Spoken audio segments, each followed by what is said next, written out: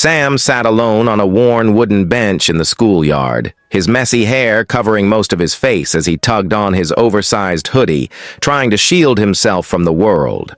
Around him, the school buzzed with laughter and chatter, but no one seemed to notice him. The other students dismissed him as weird, a label that left him isolated and invisible. Barron, a new student adjusting to the unfamiliar environment, observed Sam from a distance. Something about Sam's hunched posture and quiet sadness struck a chord in Barron, compelling him to approach and break through the silence. Barron had been at his new school for just a week, still navigating the unfamiliar hallways and faces. The schoolyard was alive with laughter, chatter, and the scuffle of sneakers on concrete, but one figure caught his attention, a boy sitting alone on a worn wooden bench. His head was down, messy hair concealing most of his face, and his oversized hoodie seemed to act as a shield from the world. While others played or chatted in groups, this boy's solitude stood out. Barron couldn't look away. The sadness in the boy's posture was louder than any noise around them. "Who's that?" Barron asked a classmate nearby. The boy shrugged. "Oh, that's Sam. He's weird. Nobody talks to him." The word weird lingered in Barron's mind, unsettling him. He looked back at Sam, who was fidgeting with a small, worn-out book. As the bell rang and students rushed to class, Barron hesitated. He felt an urge to do something, to bridge the gap between Sam and the rest of the world. It wasn't pity, it was something deeper, a sense that ignoring Sam would be wrong. Barron made a decision and stayed behind. The next day, Barron searched for Sam in the schoolyard and found him sitting in the same spot, head down and lost in his world. Summoning his courage, Barron walked over. "Hey," he said softly, his voice steady but tentative. Sam didn't respond. His fingers continued to toy with the edges of his book, and for a moment, Barron wondered if he should leave. But something told him to stay, so he sat down on the bench, leaving a respectful gap between them. Silence stretched between them, heavy and uncertain. "What's that you're reading?" Barron asked, trying to sound casual. Sam's hands froze. He hesitated before lifting the book just enough for Barron to glimpse the frayed cover of an old storybook. "I like stories," Barron said with a small smile. "They help me escape when things feel heavy." Sam finally looked up, his red-rimmed eyes meeting Barron's. His voice was barely audible as he whispered, "Do they help you?" Barron nodded. "Yeah. Do they help you too?" For a moment, Sam's guarded expression softened. His lips curved into the faintest hint of a smile so small that most people wouldn't have noticed. But to Barron, it was monumental. It was the first crack in the wall Sam had built around himself. The next morning, Barron found a crumpled piece of paper in his locker. Unfolding it, he saw the shaky handwriting. "Thank you for sitting with me yesterday. No one's done that before." The note left a lump in his throat. He looked around the hallway, hoping to spot Sam, but the boy was nowhere in sight. Barron knew then that his choice to sit with Sam wasn't just a small gesture, it was the beginning of something significant. Sam's tiny smile and heartfelt note were proof that even the simplest acts of kindness could make a difference. Barron's first week at his new school had been overwhelming. While he was still finding his place among the bustling crowd of students, one figure in the schoolyard stood out to him, a boy sitting alone on a worn wooden bench. The boy's posture spoke volumes. His head rested on his knees. His messy hair covered most of his face, and his oversized hoodie seemed to envelop him like a shield against the world. Despite the lively energy of the schoolyard, the boy remained unnoticed by students and teachers alike. Curiosity tugged at Barron. "Who's that?" he whispered to a classmate nearby. "Oh, that's Sam," the boy replied dismissively. "He's weird. Nobody talks to him." The word weird didn't sit well with Barron. Something about Sam's hunched form and the quiet way he tugged on his hoodie made Barron feel a deep empathy. While the other kids hurried off at the sound of the bell, Barron lingered, watching as Sam remained in his corner. Barron didn't know why, but he couldn't shake the feeling that he had to do something. The next day, Barron spotted Sam again in the same spot on the bench. This time, Sam was fidgeting with a small, worn-out book in his hands, his head still low. Barron hesitated, his heart pounding as he decided to approach. Barron's decision to sit with Sam quickly caught the attention of their classmates. At first, the reactions were limited to whispers and curious glances, but as days passed, the subtle whispers turned into pointed stares and mocking laughter. Sam, who was used to being the subject of ridicule, tried to warn Barron. "You don't have to do this," he told him quietly one day as they sat together during lunch. "It's just going to make things worse for you." Barron shook his head. "Yes, I do," he said firmly.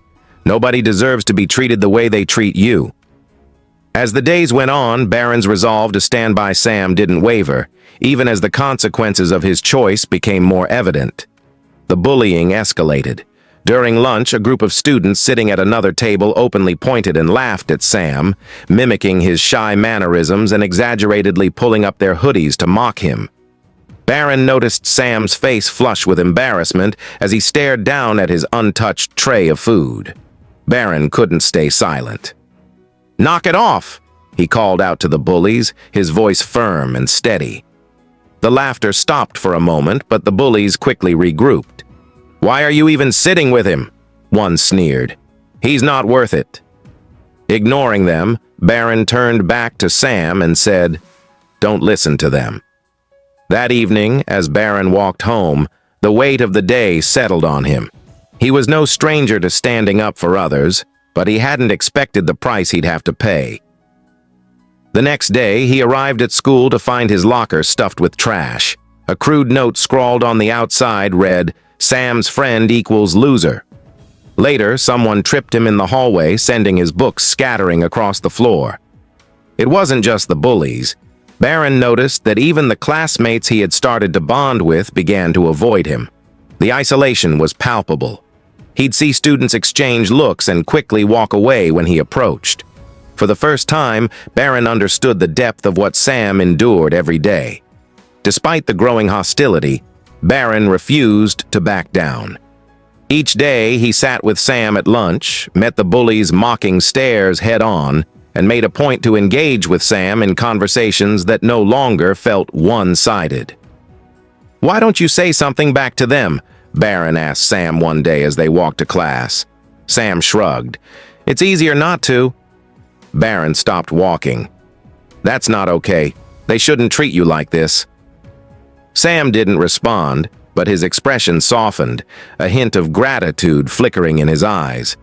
At home that evening, Barron found himself sitting at his desk, staring at his unfinished homework. He couldn't focus. The memory of Sam's slumped shoulders and the bully's cruel laughter haunted him. The isolation hurt, but what hurt more was the injustice of it all. He clenched his fists, vowing not to give up. The next day, Barron walked into school with his head held high. He knew the bullies wouldn't stop, but he also knew he couldn't abandon Sam. For Barron, kindness wasn't about comfort. It was about doing what was right, no matter the cost. The next morning, Barron arrived at school earlier than usual, heading straight for the bench where Sam usually sat. From a distance, his steps faltered as he noticed something new. Black marker scrawled across the wooden surface, spelling out hateful words: loser, freak, stay away. Sam was already there, his head down as usual. But this time, his fingers traced the cruel words etched into the bench. His expression was unreadable, but Barron could feel the weight of the message pressing down on his friend. Barron's chest tightened with a mix of anger and sadness. Without a word, he pulled a water bottle from his backpack and grabbed a tissue. Kneeling by the bench, he began scrubbing at the graffiti with deliberate, forceful movements. Sam looked up, startled. "What are you doing?" he asked softly. "Fixing this," Barron replied, his voice tight with determination. Sam hesitated for a moment, then leaned forward. Slowly, he joined Barron, rubbing at the hateful words until the black marker began to fade. Together they worked in silence, scrubbing until the insults were no longer visible. When they finished, Sam sat back, staring at the now clean bench. "Thanks," he whispered. Barron looked him in the eye. "You don't deserve this. No one does." For the first time, Sam's lips curved into a genuine smile, a small but powerful moment of connection and resilience. What neither of them realized was that they weren't alone. A few students passing by had seen what they were doing and began whispering among themselves. By lunchtime, word of the morning's event had spread across the school. In the cafeteria, Barron and Sam sat at their usual table. Sam was poking at his food with a plastic fork, his gaze fixed on his tray when a girl approached them. Barron recognized her from one of his classes, Mia. Sam's life had been a series of quiet, solitary moments, but sitting with Barron on the school bench had begun to change things. For the first time, someone was willing to be there for him. Though their connection was still fragile, it gave Sam a flicker of hope he hadn't felt in a long time. That evening, sitting alone in his room, Sam picked up a pencil and a blank piece of paper. He often drew when words failed him, and tonight, the emotions swirling in his chest demanded release. With careful strokes, Sam began sketching. The image came naturally, a boy standing tall and fearless, a flowing cape billowing behind him as he shielded another from an unseen threat. It was Barron, transformed into a superhero. The drawing captured the courage and kindness Sam saw in him, qualities that made him feel safe in a world that had often felt hostile. As Sam shaded the lines, his thoughts raced.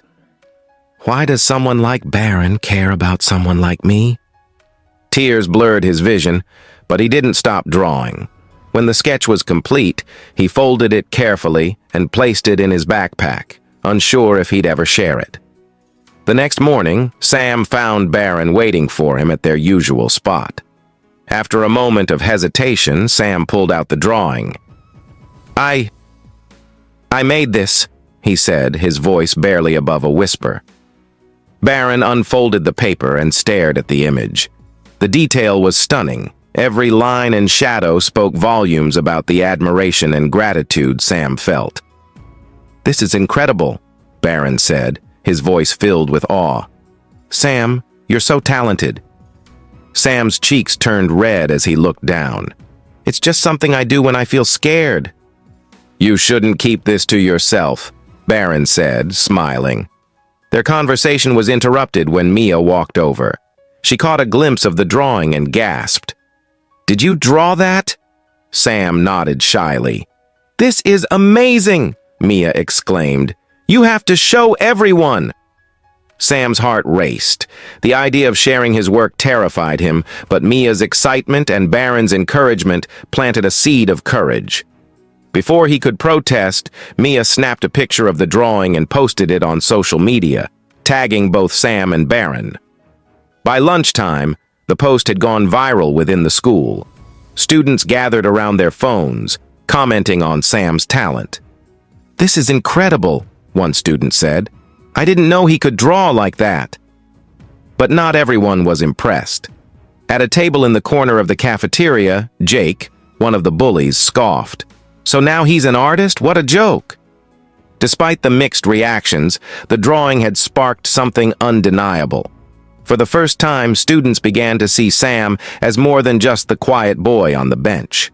Some approached him to compliment his work, while others simply smiled at him in passing. Though the attention was overwhelming, Sam felt a glimmer of pride. His art, which had always been his private escape, was now bridging a gap between him and the world.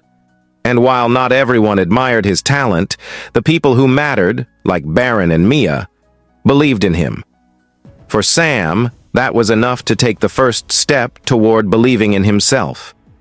Art has always held the power to transcend words, weaving its magic across the intangible boundaries of human experience. For Sam, a quiet and introverted student with a talent for drawing, art became a lifeline and an unexpected instrument for healing.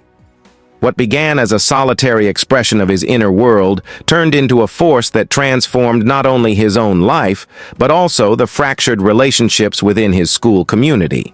Through his art, Sam became a catalyst for understanding, redemption, and unity. Proof that creativity has the power to mend even the deepest wounds. Sam had always been the kind of person who went unnoticed in the hallways of his high school. He walked with his head down, his sketchbook clutched to his chest, and avoided eye contact. For years, his artwork had been his escape, a safe space where he could pour out his feelings without fear of judgment. But it was also a secret world, one that very few people had ever been invited into. The bullying, led by Jake, was relentless. Jake was the epitome of the school bully, loud, brash, and seemingly impervious to any vulnerability. Sam had been the target of Jake's taunts for as long as he could remember. The teasing started small, but eventually grew into something far more damaging. Words sharpened into weapons, thrown to wound, not to joke. Sam coped the only way he knew how, by drawing. It was one particular drawing, though, that marked the beginning of change. One afternoon, Sam sketched an image that would forever alter his relationship with Jake. The drawing depicted a shadowed figure curled into itself, surrounded by a storm of words and jagged lines, a representation of the overwhelming weight of pain and isolation. Sam had no intention of showing it to anyone, least of all Jake. But fate had other plans. The next day, Jake did something that shocked everyone, including himself. He approached Sam not with a sneer or a taunt, but with an apology. It wasn't easy. His words stumbled out, clumsy and uncertain, but they were genuine. "I saw your drawing," Jake said, his voice low. "And I'm sorry. For everything." Sam looked up, startled. He didn't know what to say. For so long, Jake had been the face of his torment, and now here he was, vulnerable and remorseful. For a moment, the silence stretched between them. Then, Sam nodded. It wasn't forgiveness, not yet, but it was a beginning. The interaction rippled through the school. Word spread quickly. Jake, the school's most notorious bully, had apologized to Sam. People began to wonder what had sparked such a dramatic shift, and curiosity about Sam's artwork grew. Community transformation. It was the school counselor who first suggested showcasing Sam's artwork at an upcoming assembly. The idea terrified Sam at first. The thought of sharing his deeply personal drawings with the entire school was almost unbearable. But something inside him, perhaps the memory of Jake's apology or the hope that his art could help others, pushed him to agree. When the day of the assembly arrived, Sam stood nervously by the stage as his drawings were projected onto the screen behind him. The auditorium was packed, the hum of chatter filling the air. Then, as the first image appeared, the room fell silent. The drawings spoke for themselves, raw, emotional, and deeply human. Each piece told a story, not just of Sam's struggles, but of universal experiences of pain, loneliness, and hope.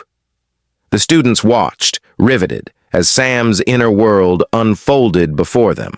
For the first time, many of them saw Sam not as a target or an outsider, but as a person.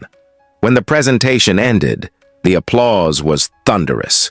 Students approached Sam afterward to tell him how much his artwork had moved them. Some even shared their own struggles, finding in Sam's art the courage to open up. The school began to change. Former bullies reached out to make amends, not just to Sam, but to other students they had wronged. A sense of unity began to take root, replacing the division that had once defined the school's culture. For Sam, the transformation was life-changing. For the first time, he felt truly seen and accepted. The art that he had once created in solitude was now a bridge, connecting him to others in ways he had never imagined. Statewide recognition and legacy. Sam's story didn't end with the assembly. Encouraged by his teachers and peers, he entered one of his drawings into a statewide art competition. The piece he chose was the same one that had moved Jake to apologize, the shadowed figure surrounded by a storm of words. It was a risky choice, deeply personal and raw, but Sam knew it was the right one. When the results were announced, Sam was stunned. He had won. His artwork was praised for its emotional depth and authenticity, and the recognition brought him a newfound sense of confidence. The school decided to honor Sam's achievement in a way that would leave a lasting legacy. With the help of a local artist, the students came together to create a mural on the side of the school building. The mural was inspired by Sam's artwork, but expanded to include elements contributed by other students, a kaleidoscope of colors and images that represented the diverse experiences of the school community. At the center of the mural was a simple but powerful message: one act of kindness can ripple through a community. The mural became a symbol of the school's transformation, a daily reminder of the power of empathy and understanding. For Sam, it was more than just a tribute. It was a testament to the journey he had taken, from a quiet, overlooked student to a source of inspiration for others. The ripple effect. The impact of Sam's art extended far beyond the walls of the school. His story was featured in local news outlets, and people from all over the state were inspired by the way one student's creativity had brought about such profound change. Other schools began to reach out, asking for advice on how to foster similar environments of understanding and unity. For Sam, the journey was far from over. He continued to create, his confidence growing with each new piece. But he never forgot the lesson his experience had taught him: that art, at its core, is about connection. It is a way of saying, "This is who I am. Do you see me? Do you understand?" Through his art, Sam had found his voice, and in doing so, he had helped others find theirs. In the end, Sam's story was not just about art. It was about the courage to be vulnerable, the power of empathy, and the incredible capacity of humans to heal and grow when they truly see and understand one another. His journey was a reminder that even in the face of pain and adversity, beauty and connection can emerge, changing lives and communities in ways that words alone